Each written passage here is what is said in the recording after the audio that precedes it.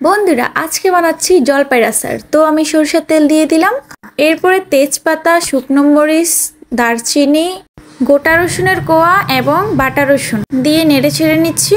এবার একটু নেড়ে ছেড়ে নিলাম। এবার দিয়ে দিব পাঁচফোড়ন মশলা, এই যে দিয়ে দিলাম। এরপরে দিব স্বাদ মতো লবণ,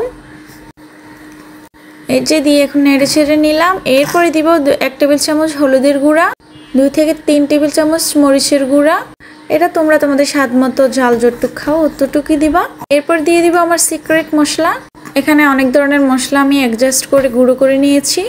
এরপর দিয়ে দিব সিদ্ধ করা জলপাইগুলো, সাথে দিয়ে দিলাম স্বাদ মতো চিনি। এটা আপনারা বাড়ি কমিয়ে দিতে পারেন, আমি একটু টক রাখবো এই জন্য একটু চিনি কমাই দিলাম। তো এই তো নেড়ে ছেড়ে নিলাম। এবার 20 থেকে 25 মিনিটের মতো আমি এভাবে নাড়াচাড়া করে নিব। এই যে অনেকটা হয়ে গেছে, দেখো দেখতে কত ইয়াম্মি লাগছে। এই তো আমার জলপাইয়ের আচার একদম রেডি। এই যে ফাইনাল লুক। আল্লাহ হাফেজ।